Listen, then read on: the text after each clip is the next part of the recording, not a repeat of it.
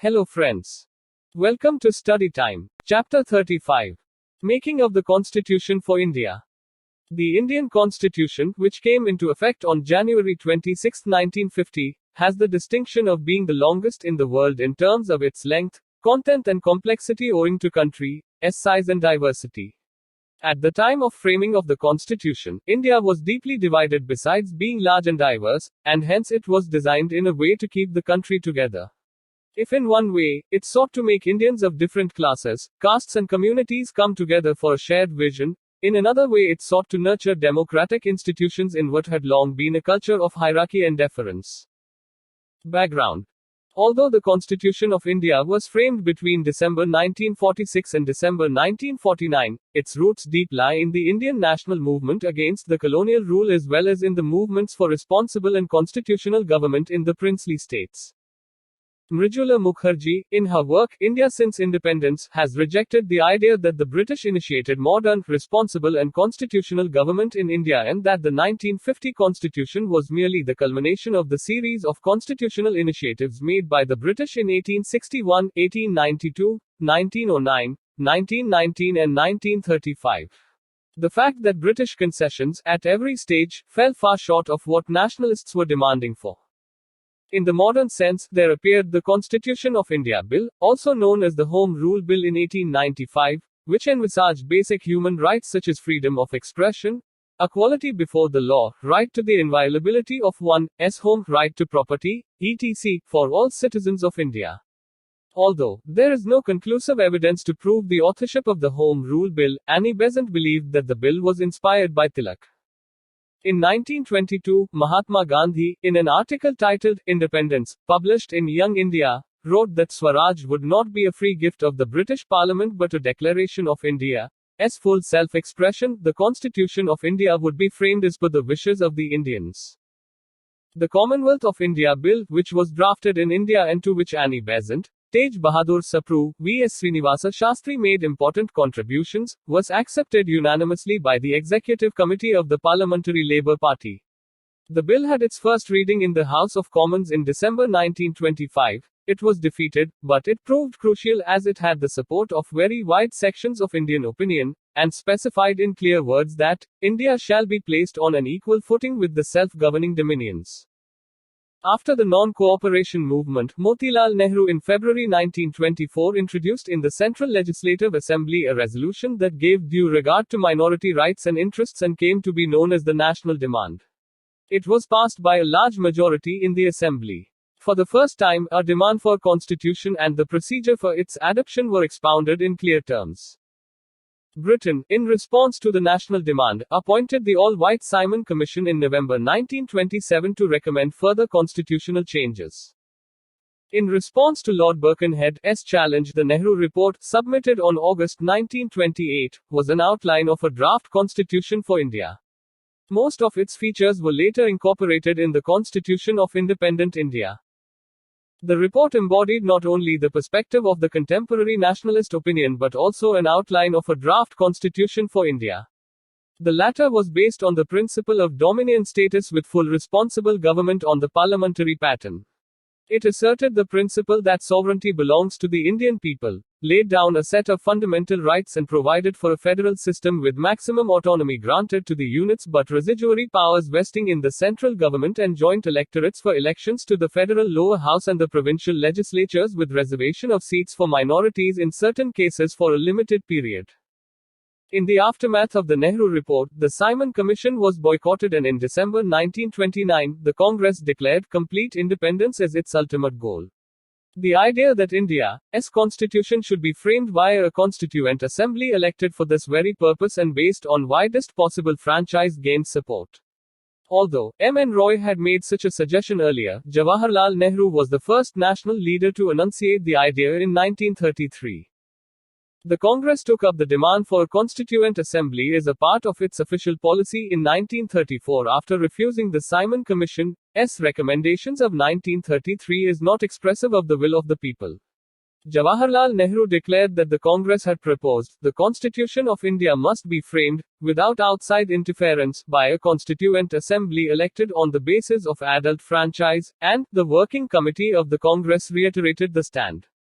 At the Lucknow session of the Congress in 1936, it was declared that, no constitution imposed by an outside authority and no constitution which curtails the sovereignty of the people, would be acceptable to the Congress. In July 1937, after the Congress accepted office in a majority of provinces, Nehru pressed the legislators to introduce resolutions in the assemblies rejecting the present constitution and demanding a Constituent Assembly. In August, the CWC accepted a draft resolution prepared under Acharya Kripalani.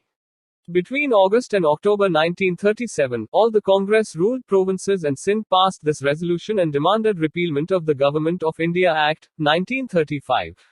In September 1937 itself, a resolution recommending the replacement of the 1935 Act by a constitution framed by a Constituent Assembly was introduced in the Central Legislative Assembly by S. Satyamurthy. The same demand was reiterated in the Haripura session of 1938. The Cripps proposals of 1942, though rejected by the Congress as unacceptable, had one redeeming feature in that it conceded the request of Indians to frame their own constitution through a Constituent Assembly. In September 1945, the newly elected Labour government in England announced that it planned to create a Constituent Assembly in India. On March 15, 1946, the Cabinet Mission came to India and, in the course of its stay, recommended the forming of A. the Constituent Assembly, and B. an interim government. Constituent Assembly formation. It was decided that the Constituent Assembly was to be elected indirectly by the provincial assemblies. According to the plan, the provinces of British India were grouped into three categories, A, B and C. Each province was allotted seats on the basis of the population, in the ratio of 1 member for a million.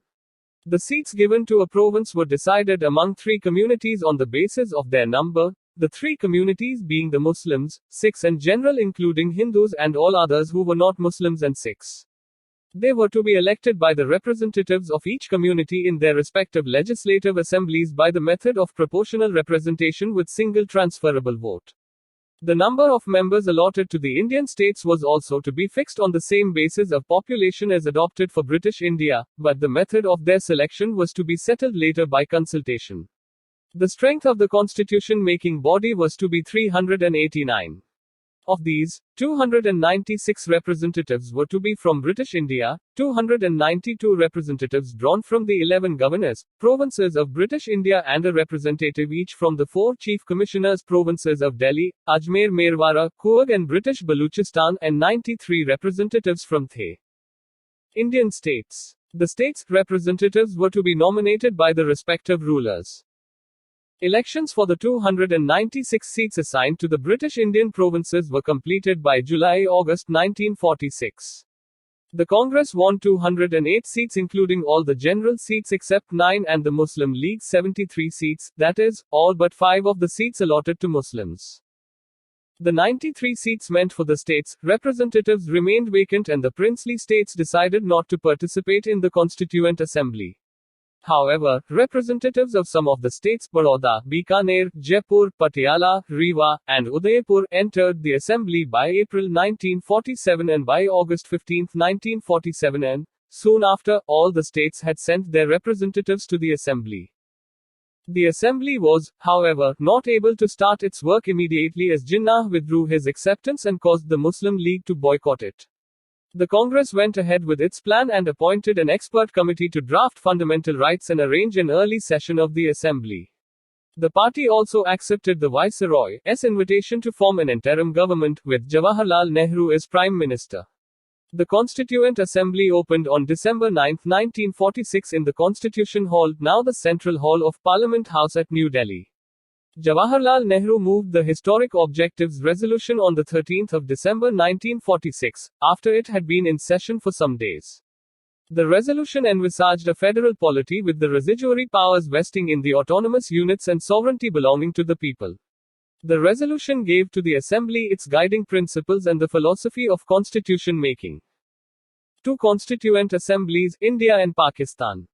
By the end of January 1947, it was clear that there was no possibility of the Muslim League's joining the Assembly. An uncompromising call for a separate Constituent Assembly for Pakistan had been given by Jinnah. On June 26, 1947, Lord Mountbatten, the Governor-General, announced the setting up of a separate Constituent Assembly for Pakistan. The Indian Independence Act, 1947, passed with surprising speed, came into force on July 18, 1947. The Indian Independence Act, 1947 declared the Constituent Assembly of India to be a fully sovereign body, and on the midnight of August 14 to 15, 1947, the Assembly assumed full powers of the governance of the country. Section 8 of the Act conferred on the Constituent Assembly full legislative power. Evaluation of the Assembly for India. The Assembly, set up under the Cabinet Mission Plan, was a result of compromises made by the Congress on its ideological and philosophical sphere. The Assembly was not fully sovereign despite the efforts of the Congress, whereas the Congress' demand was for a fully sovereign Assembly. Nor was it elected on the basis of universal adult franchise as the Congress had demanded. The Congress caved in to accept communal representation too, and the grouping plan for the provinces. It also went along with the limits imposed on the powers of the central government. So the Constituent Assembly setup was quite far from what the Congress had demanded in the later years of the freedom struggle. The Constituent Assembly was indirectly elected by the provincial assemblies, which themselves were elected on the basis of a limited franchise established by the Government of India Act of 1935. The 1935 Act imposed qualifications on the basis of tax, property and education. This kept out more than 70% of the adult population from the voting. The Constituent Assembly thus reflected the composition of the provincial assemblies, in which the Congress had a comfortable majority, which rose to more than 80% after partition. The composition of the Assembly reflected the different ideological views present in the country at the time. There were socialists, the Marxian as well as the democratic variety. Both groups were opposed to private ownership of important means of production and wanted an egalitarian society, while the Marxian variety wanted a revolutionary reconstruction. It was the more moderate group, of which Nehru was a member, preferring peaceful parliamentary methods that held sway. Sardar Patel may be considered a leader of the rightist views supporting private enterprise. The rightist point of view was also represented by Purushottam Das Tandon and S.P. Mukherjee. There were also the Gandhians proposing decentralized village government through panchayats. All these viewpoints influenced the constitution, to an extent, but the dominant influence was that of the liberals and the democratic socialists. After independence. With the independence of India on August 15, 1947, the Constituent Assembly became a sovereign body responsible for framing the constitution as well as making ordinary laws. Now the work of Constituent Assembly was organized into 5 stages. First, committees were required to present reports on basic issues. Second, Benegal Narsingh Rao, a judge of the Calcutta High Court and also the constitutional advisor of the Constituent Assembly, prepared an initial draft on the basis of the reports of these committees and on his own research into the constitutions of other countries. Third, the drafting committee, under the chairmanship of Dr. B.R. Ambedkar, presented a detailed draft constitution which was published for public discussion and comments.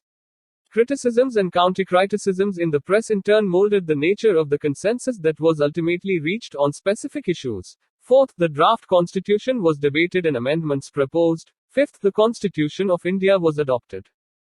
Drafting Committee 1. Dr. R. Ambedkar Chairman 2. G.B. Pant 3. K.M. Munshi 4. Alladi Krishnaswamy Iyer 5. N. Gopalaswamy Iyengar 6. B.L. Mitra, later replaced with Madhav Rao 7. Saeed Muhammad Sadullah 7. D.P. Khaitan died in 1948 and hence T.T. Krishnamachari was appointed. Work, Committees and Consensus. When the Constituent Assembly first met on December 9, 1946, J.B. Kripalani, the then Congress President, proposed the name of Dr. Sachidanand Sinha, the oldest member of the Assembly, for the post of the Provisional President. Later, on December 11, Dr. Rajendra Prasad was elected as the President of the Constituent Assembly. The Constituent Assembly appointed several committees for framing the Constitution. These committees submitted their reports between April and August 1947, and on the basis of these reports, Dr. B. N. Rao, the constitutional advisor, submitted a draft of the Constitution by the end of October 1947. This draft contained 240 clauses and 13 schedules. In order to consider this draft constitution, a drafting committee under the chairmanship of Dr. B.R. Ambedkar, the law minister at the time, was set up. The other members were Alladi Krishnaswamy Iyer, N. Gopalaswamy Iyengar, K. M. Munshi, Syed Muhammad Saadullah, Sir B. L. Mitter and D. P. Khaitan. After the first meeting, Sir B. L. Mitter resigned and in his place N. Madhava Rao was nominated, and T. T. Krishnamachari took the place of D. P. Khaitan on the latter's death in 1948. The drafting committee prepared the first draft of the constitution. This was then circulated for the comments of jurists, lawyers, judges and other publicemen. In the light of their comments and criticism, the drafting committee prepared a second draft which consisted of 315 articles and 9 schedules. This second draft was placed before the Constituent Assembly on February 21, 1948. The draft was then considered clause by clause by the Assembly. The third reading commenced on November 14 and was finished on November 26, 1949. The preamble was adopted last. It had taken 2 years, 11 months and 18 days to complete the task. As many as 7,000 odd amendments had been proposed and nearly 2,500 were actually discussed before the draft constitution was accepted. Dr. Ambedkar then moved a motion that the constitution as settled by the Constituent Assembly be passed. On November 26, 1949, the people of India in the Constituent Assembly adopted, enacted and gave to themselves the Constitution of the Sovereign Democratic Republic of India. Dr. Rajendra Prasad as President of the Assembly signed the document. The members of the Constituent Assembly appended. View. Apni claim for the sharing of power by the minority is called communalism, while the monopolizing of the whole power by the majority is called nationalism. B.R. Ambedkar. Their signatures to it on January 24, 1950, the last day of the Assembly. In all, 284 members actually signed the Constitution. The Constituent Assembly, besides drafting the Constitution of India, adopted the national flag on July 22, 1947, and adopted the national anthem and national song on January 24, 1950, the last day of its session. The Constituent Assembly elected Dr. Rajendra Prasad as the first President of India on January 24, 1950. Late in the evening of August 14, 1947, the Assembly met in the Constitution Hall and at the stroke of midnight, took over as the Legislative Assembly of an independent India. The Assembly continued as the Provisional Parliament of India from January 26, 1950 till the new Parliament was installed after the first general elections. It must, however, be noted that while the formal centers of the work of drafting the Constitution were, no doubt, the Constituent Assembly and the Drafting Committee, the Congress leaders held the important powers of decision-making. In a way, the Congress Working Committee was the real architect of the Constitution in that most of the important decisions were arrived at on the basis of what the Congress leaders suggested. Granville Austin points out that 4 men, Jawaharlal Nehru, Sardar Patel, Rajendra Prasad and Abul Kalam Azad, constituted a virtual oligarchy in the Assembly and dominated the proceedings by virtue of the prestige and power they enjoyed both in the Congress and in the government. The manner in which the Constituent Assembly arrived at decisions was that of consensus, defined by Granville Austin as the manner of making decisions by unanimity or near unanimity. An effort was made to smoothen differences and arrive at compromises and agreement. The objective was to overcome the biases and an element of overruling dissent ingrained in decision by majority. The end. Thank you for listening. Please like, share, comment and subscribe.